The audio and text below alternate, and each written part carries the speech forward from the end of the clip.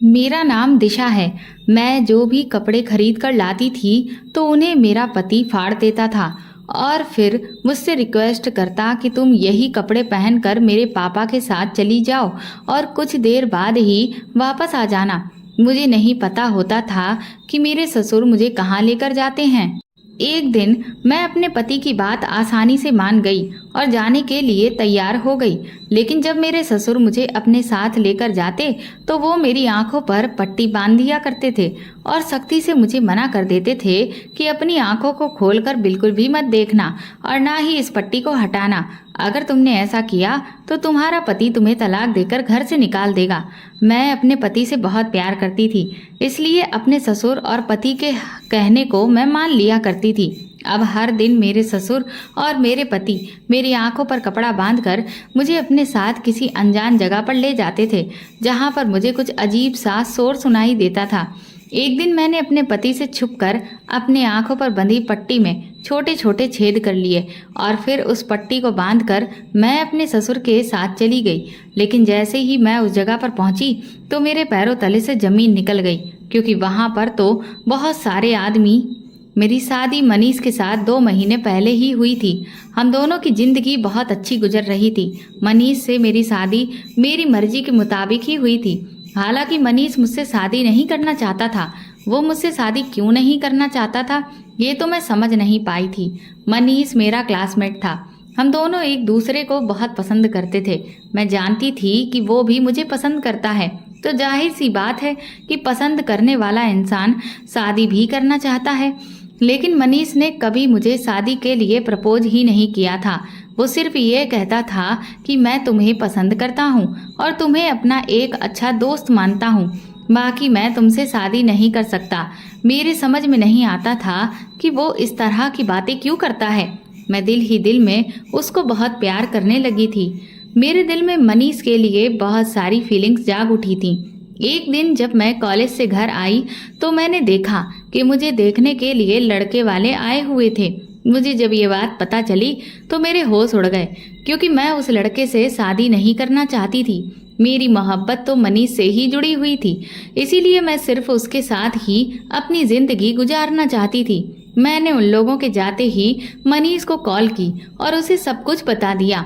मनीष ने कहा कि तो इसमें परेशान होने वाली क्या बात है, तुम अपने पेरेंट्स के कहने के मुताबिक शादी कर लो, वो लोग तुम्हारा भला ही सोचेंगे। मैंने मनीष से कहा, मेरा भला और बुरा सब कुछ अब तुम्हारे ही साथ है। तुम्हें मुझसे शादी करनी है तो बताओ, और अगर नहीं करनी तो मैं अपनी जीवन लीला खत्म कर लूंगी, क्योंकि मैं मनीष की दीवानी हो चुकी थी। मनीष मेरी इस बात से डर गया और उसने कहा कि तुम ऐसा वैसा कोई भी कदम नहीं उठाओगी। मैं आज ही घर जाकर इस बारे में अपने पापा से बात करता हूँ। मैंने मनीष से कहा कि तुम्हारे पास सिर्फ रात तक का ही टाइम है, क्योंकि मेरे मम्मी पापा को लड़के वालों को भी जवाब देना है और वो लोग जवाब सिर्फ तभी दे पाएंगे जब मैं उनको जवाब दूंगी। इसलिए तुम मुझे जल्द से जल्द जवाब दो कि तुम मुझसे शादी करना चाहते हो या नहीं, और सोच लेना कि मुझे जवाब सिर्फ हाँ में ही चाहिए। अगर तुमने मुझे इनकार किया तो फिर मेरी मौत के जिम्मेदार तुम ही होगे। मेरी बात सुनकर मनीष घबरा गया। उसने कहा, तुम फिक्र मत करो, मैं रात को ही तुम्हें कॉल करता हूँ। मुझे अब रात होने का इंतजार था कि कब मनीष की कॉल आए और मुझे उसका जवाब मिले। मैं भगवान से प्रार्थना कर रही थी कि मनीष का जवाब हाँ में ही हो। मुझे उसकी कॉल का इंतजार करते हुए रात के 12 बज गए, लेकिन अभी तक उसकी कॉल नहीं आई थी, जबकि मनीष का कहना था कि वो 11 बजे तक ही सो जाता है। मुझे तो बहुत घबराहट हो रही थी। हार मानकर फिर मैं 1 बजे के टाइम पर खुद ही उसे कॉल की, क्योंकि मैं उससे बात करने के लिए बेचैन हो रही थी। मेरी पहली कॉल पर ही उसने मेरी कॉल रिसीव कर ली। मैंने उससे कहा कि तुम कहाँ हो, तुमने मुझे कॉल क्यों नहीं किया अभी तक? मैं कितनी देर से तुम्हारी कॉल का इंतजार कर रही हूँ। कॉल पर मनीष की आवाज़ बहुत ही घबराई हुई लग रही थी। उसने कहा कि मुझे माफ़ कर दो दिशा, मेरे पापा हम दोनों की शादी के लिए नहीं मान रहे हैं। मैंने कहा, लेकिन तुम्हारे पापा शादी के लिए क्यों नहीं मान रहे हैं? मुझ में क्या प्रॉब्लम है? मैं अच्छी खासी खूबसूरत हूँ। मनीष कहने लगा, बस ऐसे ही नहीं मान रहे हैं। मेरे दिमाग पर तो उस वक्त मोहब्बत का जुनून सवार था। इसलिए मैंने गुस्से में आकर मनीष की कॉल काट दी और उसे कहा कि अब तुम देखो कि मैं क्या करती हूँ। मैंने मनीष की खातिर अपने हाथ की नस काट ली थी। अगले दिन जब मुझे होश आया तो मैं अस्पताल में थी। मनीष को कब और कैसे पता चला मेरे बारे में, ये मुझे कुछ भी नहीं पता था। जब मेरी आंख खुली और मैं होश में आई तो मैंने अपने सामने मनीष और उसके पापा को देखा था। मेरे घर वालों ने मुझे इस बात पर बहुत डांट लगाई थी कि एक बार मैं उनको ये सब कुछ बता देती तो शायद मुझे इस सब से नहीं गुजरना पड़ता। फिर मनीष के पापा मेरे घर रिश्ता लेकर आ गए थे और मैं अपने प्लान में कामयाब हो गई थी। खुशी खुशी दोनों परिवारों ने मिलकर मेरी शादी जैसे तैसे मनीष के साथ में कर दी थी। मेरी शादी को अभी मनीष के साथ 1 ही महीना गुजरा था कि मौसम ने करवट ले ली थी। अचानक इस कदर गर्मी पड़ने लगी कि सबने ही अपने गर्मियों वाले कपड़े निकाल लिए। मेरी ससुराल में मेरी 2 नंदे और ससुर थे। मेरे माता पिता गरीब लोग थे। उन्होंने मेरी शादी सिर्फ नॉर्मल तरीके से ही की थी और मुझे नॉर्मल ही सारा सामान दिया था। मनीष भी इसी तरह की फैमिली से बिलोंग करता था। उसकी भी सिर्फ मामूली सी ही सैलरी थी। हम दोनों की शादी से उसके पापा ने किस लिए इनकार किया था, इस बात का मुझे कभी पता नहीं चल सका था और ना ही मैंने दोबारा मनीष से इस बारे में पूछने की कोशिश की थी। मेरे पति का घर बस छोटा सा ही था और वो अपने घर में अकेला ही कमाने वाला था। उसके ऊपर अपने पिता और दोनों बहनों की जिम्मेदारी थी। अब तो उसके ऊपर मेरी जिम्मेदारी भी आ गई थी। मेरी बड़ी नंद का तो रिश्ता भी लगा हुआ था और इसकी एंगेजमेंट भी हो चुकी थी। अगले 1 साल बाद उसकी शादी है। शायद इसीलिए उसका बिहेवियर मेरे साथ नॉर्मल नंदों के जैसा नहीं था। वो मेरे साथ बहुत अच्छे से रहती थी और मेरी बहुत इज्जत करने वाली लड़की थी। मेरी उससे बहुत अच्छी दोस्ती हो गई थी, मगर मैं मनीष की जगह तो उसे नहीं दे सकती थी ना, क्योंकि मेरे पति ने मुझे शॉपिंग करने के लिए थोड़े से पैसे दिए थे और कहा था कि तुम मेरी बहन के साथ चली जाना। लेकिन मैं मनीष से जिद करने लगी कि तुम ही मुझे मार्केट लेकर चलो, मुझे तुम्हारे साथ ही शॉपिंग पर जाना है।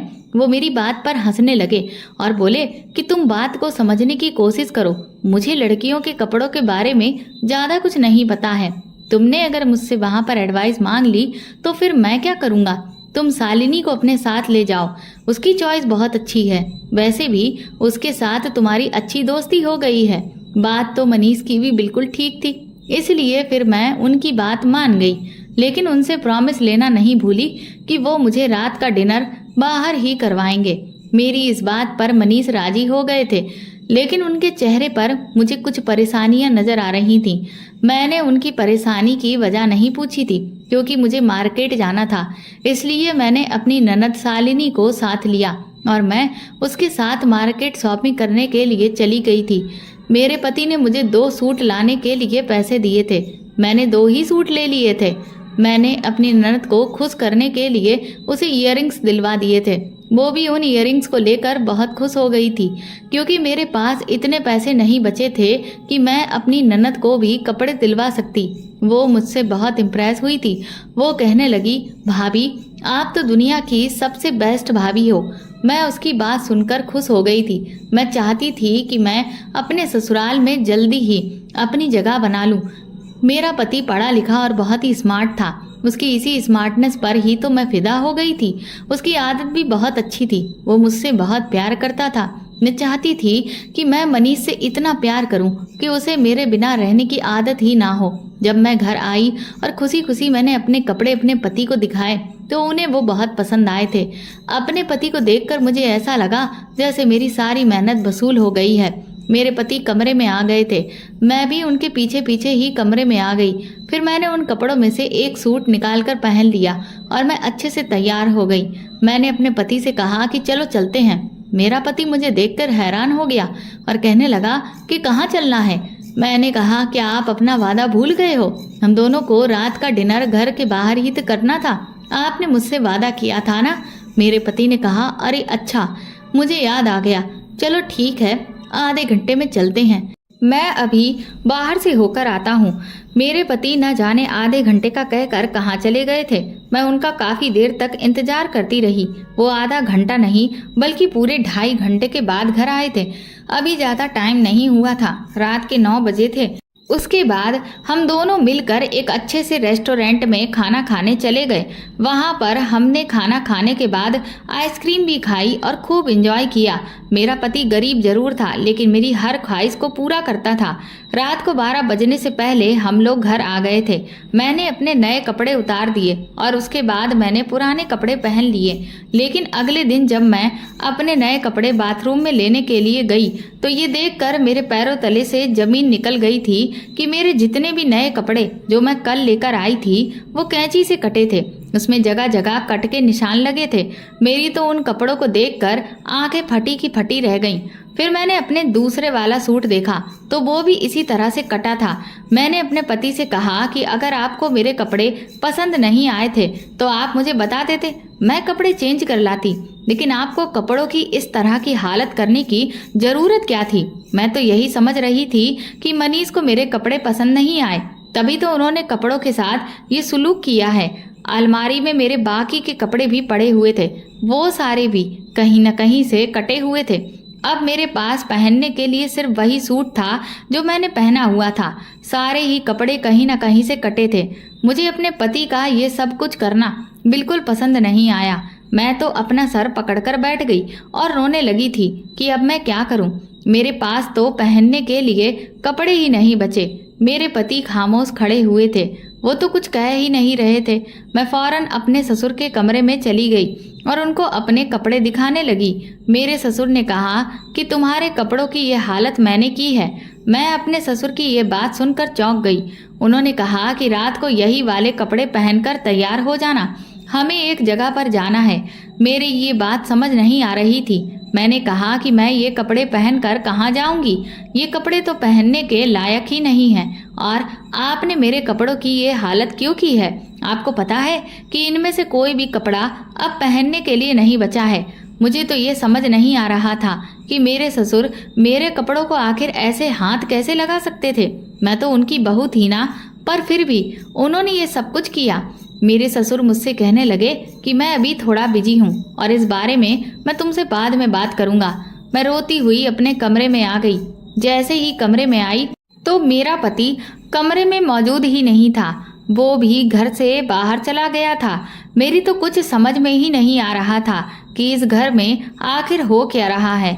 मैं सारा दिन अपने कपड़ों की वजह से परेशान रही और रोती रही।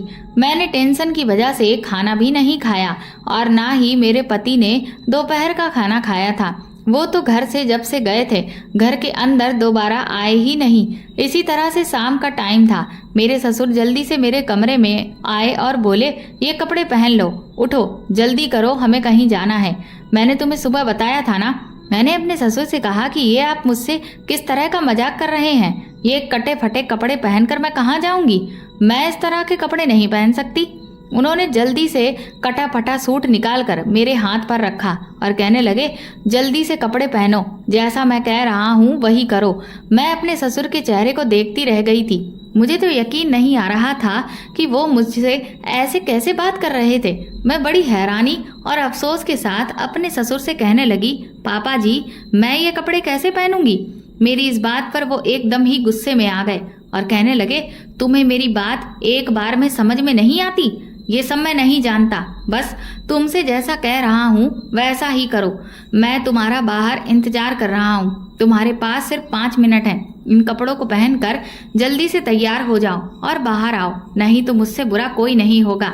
अपने ससुर का गुस्सा देखकर मैं मजबूर हो गई और उन कपड़ों को बाथरूम में पहनने के लिए चली गई।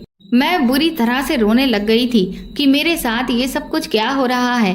शादी के 1 महीने के बाद ही मुझसे मेरी खुशियां छीन ली गई थी। मैं अपने ससुर के डर से जल्दी से वो कपड़े पहनकर बाहर आ गई।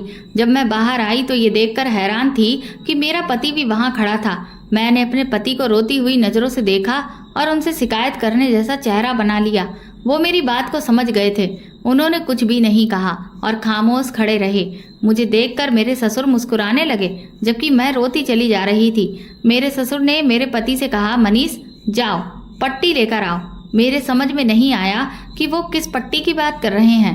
पहले तो मेरे पति ने उन्हें सिर हिलाकर इनकार किया, लेकिन फिर जब मेरे ससुर ने उन्हें गुस्से से घूर कर देखा तो वो काले रंग की एक पट्टी लेकर आ गए। मेरे ससुर ने मुझे देखकर कहा, ऐसे नहीं रोते हैं बेटा, ये आंसू पोंछ लो और अपने चेहरे पर मुस्कुराहट लेकर आओ। मैंने खुद को बड़ी मुश्किल से संभाला था। मैं मुस्कुराने लगी तो मेरे ससुर ने मेरे सर पर हाथ रखकर मुझसे कहा, आओ मेरे साथ चलो।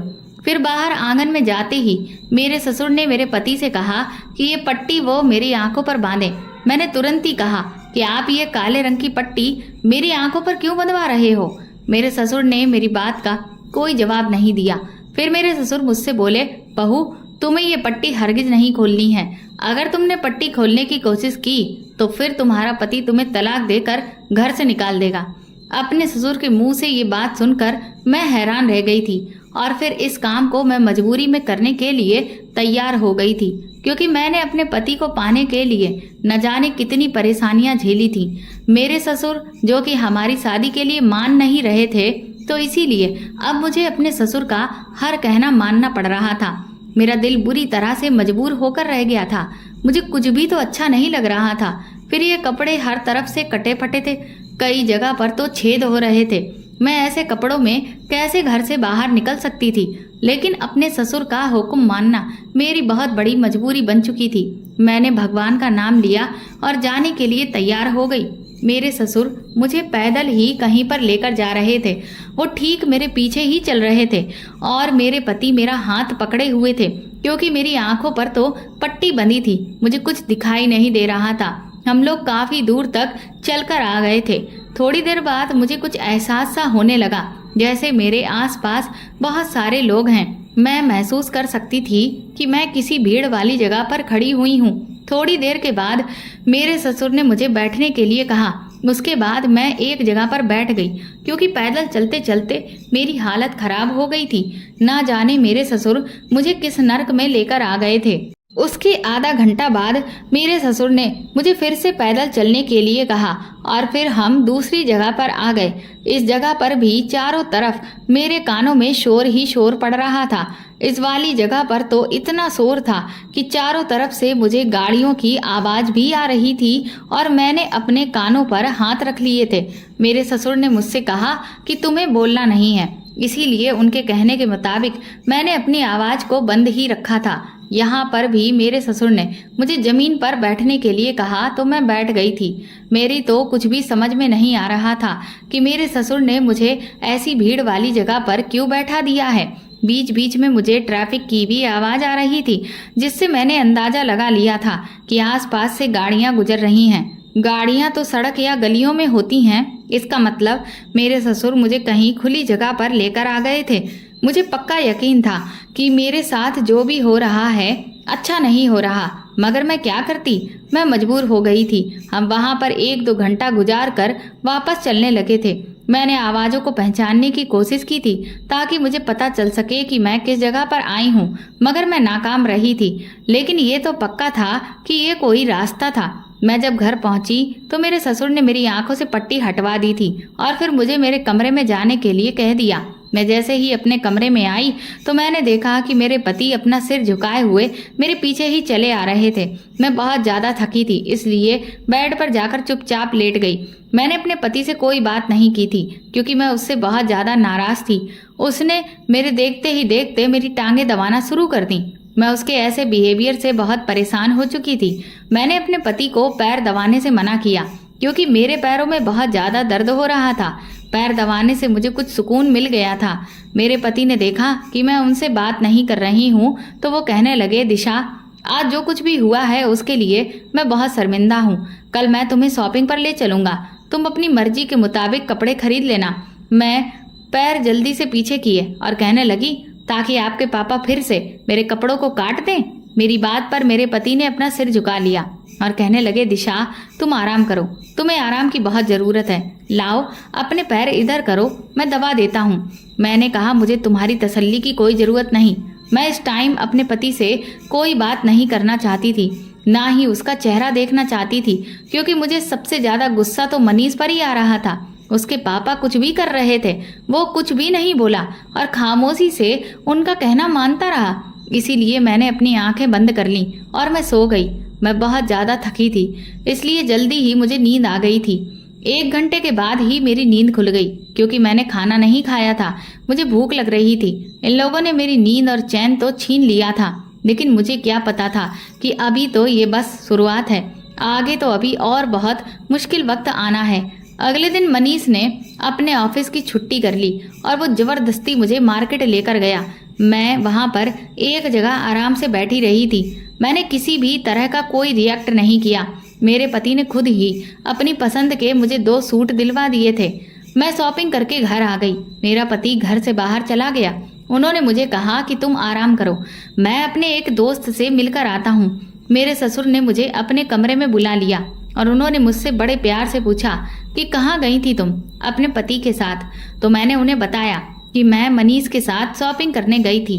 थोड़ी देर बातचीत करने के बाद उन्होंने मुझे बताया कि बहू, तुम्हें पता है मनीष के तो बहुत ही बड़े बड़े घरों से रिश्ते आ रहे थे, लेकिन उसने तुम्हारी खातिर सिर्फ तुमसे ही शादी की।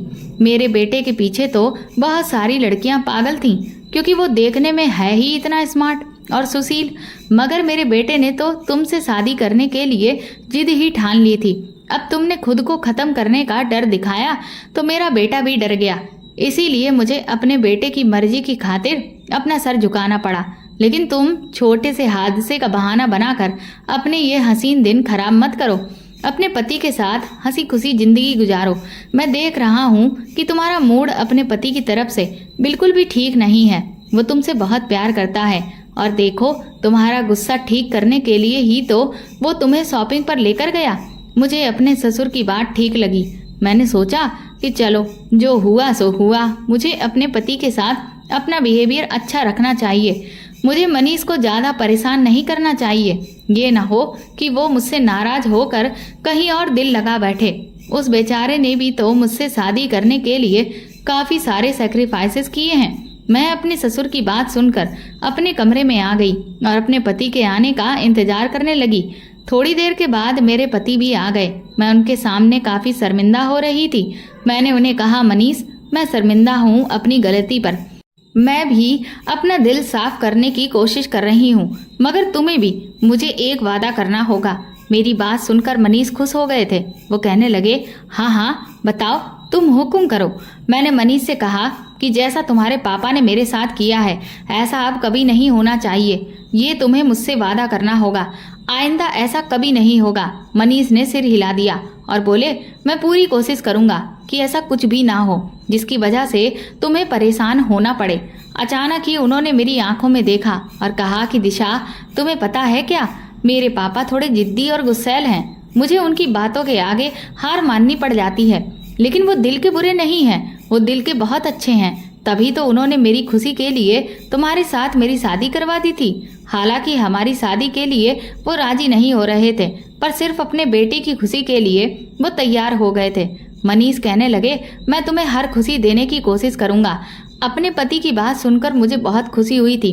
मैं अपने पति की कही हुई बातें सोच सोच कर खुश हो रही थी, लेकिन उन्होंने अपने पापा की जो बात मुझे बताई थी वो मेरी समझ नहीं आई थी कि उनका इशारा अपने पापा की किस बात पर जा रहा था। फिलहाल मैंने ये सब कुछ वक्त पर छोड़ दिया था। मैं जानती थी कि वक्त के साथ साथ मुझे सब कुछ पता चल जाएगा। अपने पति के साथ काफ़ी अच्छा टाइम स्पेंड करने के बाद मैं शाम के टाइम पर अपनी दोनों नंदों के कमरों में जाकर बैठ गई और उनके साथ में इधर उधर की बातें करने में बिजी हो गई थी।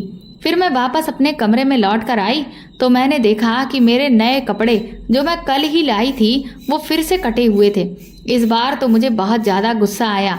मैं तो समझ रही थी कि अब सब कुछ ठीक हो गया है, मगर ये सिर्फ मेरा ख्याल था। शाम का टाइम हो रहा था।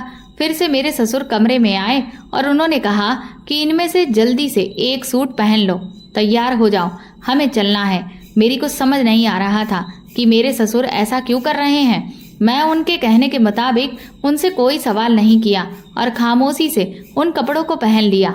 मेरे ससुर मुस्कुरा दिए। फिर उन्होंने मेरी आंखों पर वो काले रंग की पट्टी मुझे खुद बांधने को कहा और मुझसे बोले कि जिस दिन भी तुमने इस पट्टी को खोलने की कोशिश की, मैं तुम्हें अपने बेटे से तलाक दिलवा दूंगा। तुम जानती हो ना कि मेरा बेटा मेरा कितना कहना मानता है। मैं अपने ससुर की ये बात सुनकर शॉक्ड रह गई थी, इसलिए मैं खामोश ही रही। मेरे ससुर मुझे वो पट्टी बांधने का कहकर कमरे से चले गए और मुझसे बोल कर गए कि बाहर आकर तुम्हें मेरे साथ चलना है। मेरे पति उस टाइम घर में मौजूद नहीं थे। मेरे ससुर ने मुझे अपने आगे आगे चलने को कहा और वो मुझे रास्ता बता रहे थे, और इधर मेरी ननद को आवाज़ लगाकर कहा कि वो दरवाज़ा बंद कर ले। मैं खामोश ही रही थी, क्योंकि मैं जानती थी कि मेरे कुछ भी कहने का अब कोई फ़ायदा नहीं होने वाला। हम दोनों ससुर बहू आज फिर से पैदल चल रहे थे। कल भी पैदल चल रहे थे, इसीलिए आज मेरे पैरों में अभी से ही दर्द होना शुरू हो गया। मैं अपने ससुर के बताने के मुताबिक धीरे धीरे चल रही थी और अपने बहते हुए आंसुओं को साफ कर रही थी। अब मुझे एहसास होने लगा कि मैंने मनीष से शादी करके बहुत बड़ी गलती की है।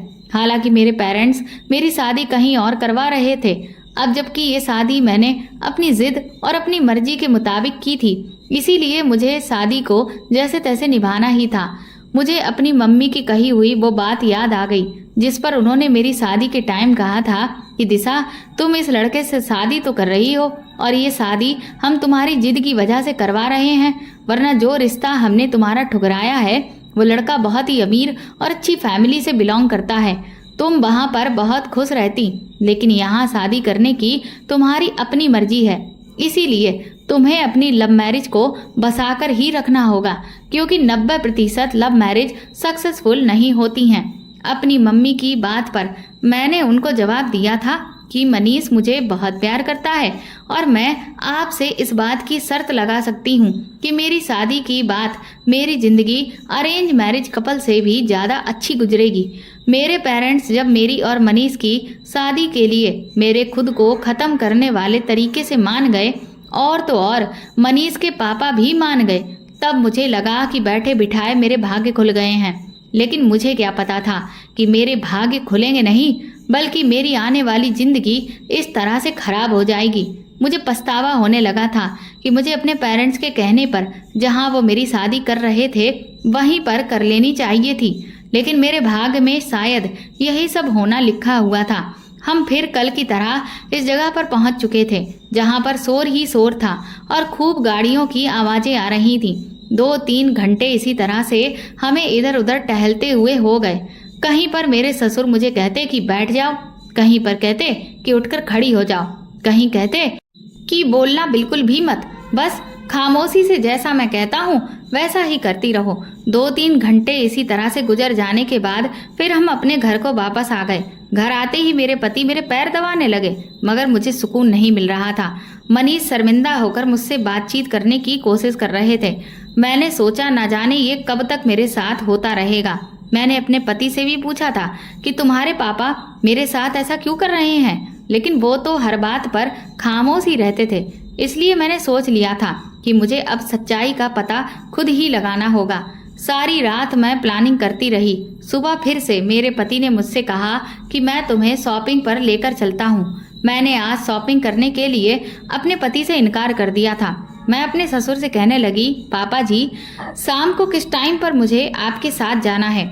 मेरे ससुर आज मेरी इस बात पर मुस्कुराने लगे और कहने लगे, शाम के 5 बजे तुम बिल्कुल तैयार रहना। मैं उनकी बात सुनकर खामोश हो गई। मनीष से बातचीत करना मैंने बिल्कुल बंद कर दिया था, क्योंकि वो मुझे कुछ बताता ही नहीं था। और तो और घर में 2-2 नंदें थीं, उन्हें भी किसी बात की कोई खबर नहीं थी, क्योंकि मेरे ससुर अपनी बेटियों पर बहुत ज़्यादा रौब दिखाते थे और अपनी बेटियों को कमरे से ज़्यादा बाहर नहीं निकलने देते थे। मैं अपने कमरे में चली गई। दोपहर के टाइम पर जब मेरे पति घर आए तो उन्होंने मुझसे कहा कि चलो, अभी तुम्हारे पास टाइम है, मैं तुम्हें शॉपिंग कराने लेकर चलता हूँ। लेकिन मैं तो उनसे बात कर ही नहीं रही थी, इसलिए मैंने उनसे कह दिया कि आज मेरी तबीयत ठीक नहीं है, मुझे कहीं नहीं जाना। धीरे धीरे शाम के 5 बज गए और मैंने अपने उन्हीं फटे हुए कपड़ों में से एक सूट निकालकर पहन लिया। मैं तैयार होकर अपने कमरे से बाहर निकल ही रही थी कि मुझे अपने पति के बोलने की आवाज़ आई। वो अपने पापा से कह रहे थे कि पापा प्लीज़ आप दिशा के साथ ये सब कुछ मत करो, दिशा को आज अपने साथ लेकर मत जाओ, उसकी तबीयत ठीक नहीं है। मेरे ससुर ने रोज़ के मुताबिक मुझे मेरी आंखों पर पट्टी बांधने को कहा। तभी अचानक मैंने अपने ससुर से कहा कि रुकिए ससुर जी, इन चप्पलों से मेरे पैर में बहुत दर्द होता है, मैं दूसरी चप्पल पहनकर आ जाती हूँ। मेरे ससुर ने कहा, अच्छा ठीक है, लेकिन जल्दी आ जाना। मैं इस बंधी हुई पट्टी को अपने हाथ से खोलकर हाथ में पकड़कर अपने कमरे में आ गई थी। मैंने जल्दी से एक बड़ी सी सुई निकाली और पट्टी के अंदर इस तरह से छेद कर दिए ताकि कोई भी छेद किसी को दिख ना सके। मुझे सिर्फ यही फिक्र हो रही थी कि अगर ये सुराख मेरे ससुर ने देख लिया तो मेरे ससुर मुझे मेरे पति से तलाक दिलवा कर घर से निकलवा देंगे। मैंने जल्दी से अपना काम फिनिश किया। उसके बाद मैं दूसरी चप्पल पहनकर बाहर आ गई और अपने ससुर के सामने ही अपनी आंखों पर मैंने उस पट्टी को बांध लिया। उसके बाद हम फिर से पैदल चलने लगे। मैं वही फटे हुए कपड़े पहने हुए थी जो मैं हर रोज पहनकर अपने ससुर के साथ जा रही थी। हम चलते ही चले जा रहे थे। मेरे ससुर भी खामोशी से मेरे पीछे चल रहे थे। इसी तरह चलते चलते मेरी नज़र सड़क के कोने पर गई जहाँ पर मेरे ससुर ने मुझे बैठा दिया। लेकिन वहाँ बैठने के बाद मेरे साथ कुछ ऐसा हुआ जिसे देखकर मेरे होश उड़ गए। मेरे ससुर के हाथ में एक बड़ा सा बोर्ड था और बोर्ड पर क्या लिखा हुआ था ये तो मुझे समझ नहीं आ रहा था, क्योंकि वो बोर्ड उन्होंने मेरे आगे रखा हुआ था और तो और एक कटोरा भी उन्होंने मेरे पास रख दिया था। मैं 5 मिनट तक वहाँ पर ऐसे ही बैठी थी। उसके बाद लोग आ रहे थे और कटोरे के अंदर पैसे डालकर जा रहे थे। ये देखकर मैं तो हैरान रह गई थी। यहाँ पर काफ़ी सारी पब्लिक मौजूद थी। मेरे ससुर इतने ज़्यादा चालाक थे कि उन्होंने कटोरे में पहले से ही एक मोटा कपड़ा बिछाया हुआ था ताकि अगर कोई कटोरे के अंदर सिक्का डाल कर जाए तो उसकी खनक की आवाज़ मुझे सुनाई ना दे और मैं ये पहचान न सकूं कि मेरे पास कोई बर्तन रखा हुआ है और उसमें कुछ डाला गया है। वहाँ आने जाने वाले लोग सिक्के डाल रहे थे तो कुछ लोग नोट भी डाल रहे थे। इसी तरह से काफ़ी सारे पैसे हो गए। मेरे ससुर ने मुझे उस जगह से उठाया और अपने सारे सामान को बांध लिया। आधा घंटा उस जगह पर बैठने के बाद मेरे ससुर मुझे दूसरी जगह पर ले गए। यहाँ पर भी कुछ ऐसा ही हुआ था। मेरे ससुर ने मुझे बैठने के लिए कहा। इसी तरह से काफ़ी सारे लोग इस कटोरे में पैसे डालते चले जा रहे थे। इसका मतलब ये था कि मेरे ससुर ने मुझे भिखारिन बना दिया था। मैं समझ चुकी थी कि मुझे अभी तक क्यों पता नहीं चल सका कि मुझे कहाँ ले जाया जाता है। इसी तरह से लगभग 2-3 घंटे बीत गए थे। मेरे ससुर के पास काफ़ी सारे पैसे इकट्ठे हो गए थे। मेरे ससुर मुझे लेकर घर वापस आ गए। घर आ जाने के बाद मैंने सोच लिया था कि मैं ये सब कुछ और बर्दाश्त नहीं करूँगी। इसलिए घर के अंदर दाखिल होते ही मैंने अपनी आंखों से पट्टी हटा दी। घर में मेरा पति भी मौजूद था। मेरे ससुर ने जैसे ही मेरी इस हरकत को देखा तो उनको गुस्सा आ गया। उन्होंने कहा कि तुम्हें इतनी जल्दी पट्टी हटाने की क्या ज़रूरत थी? तुम्हें पता है कि तुम्हारी आंखों से पट्टी सिर्फ मेरी इजाज़त पर ही हटाई जाएगी। मैंने अपने ससुर से कहा, तो फिर आज आपने कितने पैसों की कमाई कर ली है? मेरे ससुर मेरी बात सुनकर हैरान रह गए थे। हम दोनों की बातचीत सुनकर मेरा पति भी आंगन में आ गया। उसने हम दोनों को देखा तो वो शॉक्ड हो गया। मैंने अपने पति से कहा, तो तुम मुझसे इतने दिनों से ये राज छुपा रहे हो कि तुम्हारे पापा तुम्हारी पत्नी से सड़कों पर भीख मंगवा रहे हैं।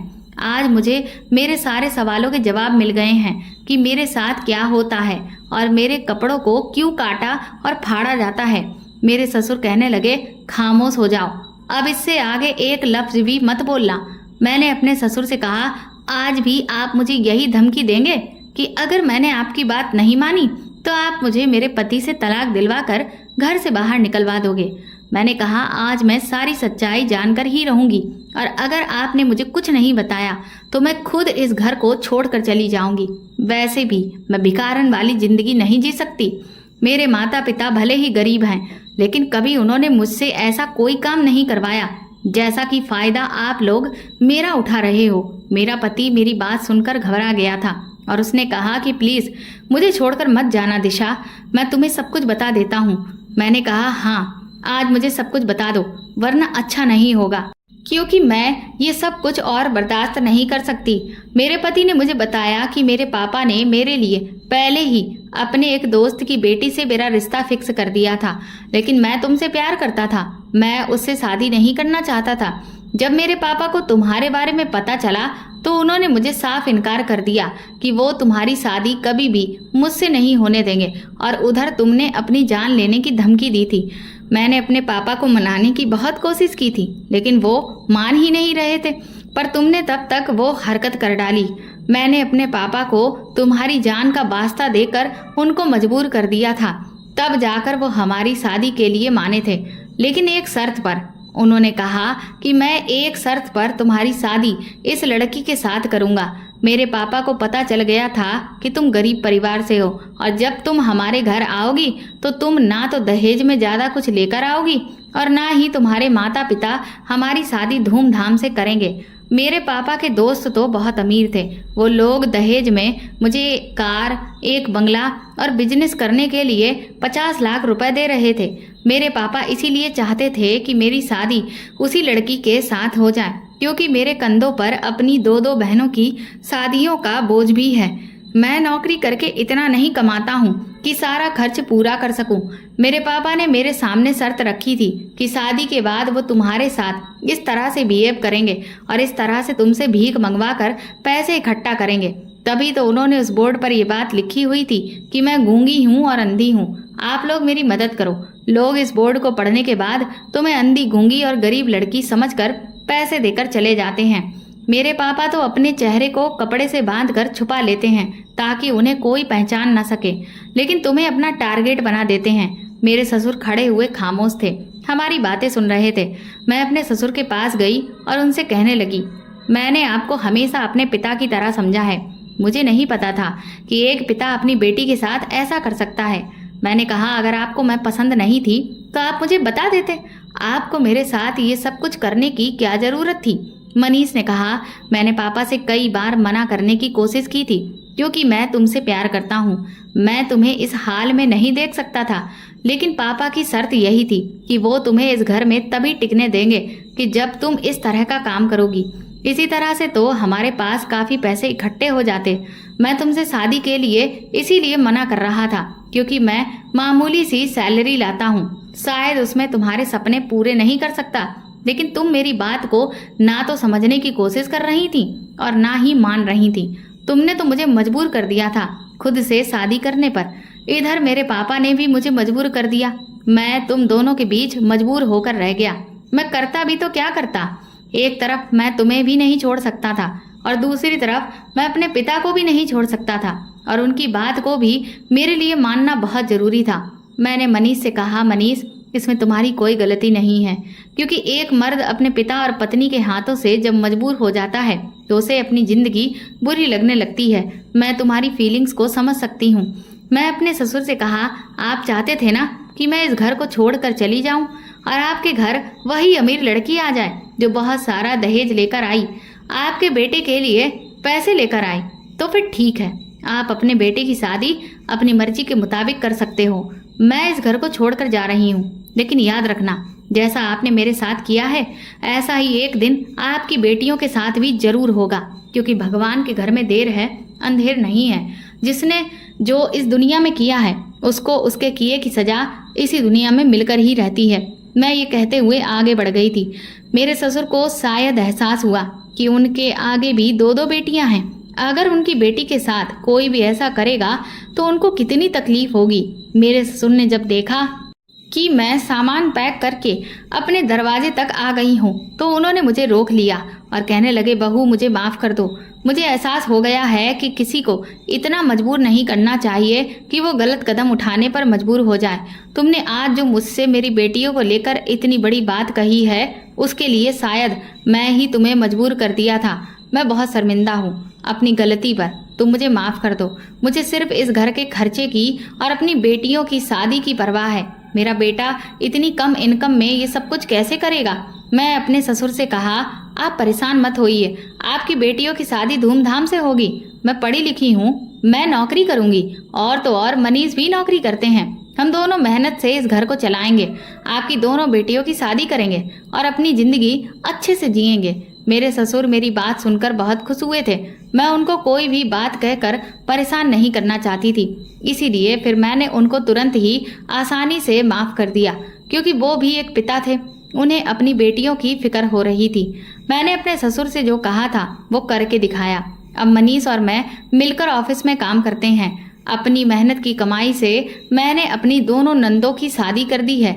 मेरे ससुर मेरी इस मेहनत और लगन से बहुत खुश हुए और अब तो वो मुझे अपनी बहू नहीं बल्कि बेटी मानते हैं। उन्होंने जो मेरे साथ किया था उसके लिए वो बहुत शर्मिंदा होते हैं। अब मेरी ज़िंदगी मेरे पति और मेरे ससुर के साथ बहुत अच्छी गुजर रही है। और तो और भगवान ने मुझे एक बेटी भी दे दी है जिसके साथ हमेशा मेरे ससुर खेलते रहते हैं और मुझे और मेरी बेटी को बहुत प्यार करते हैं।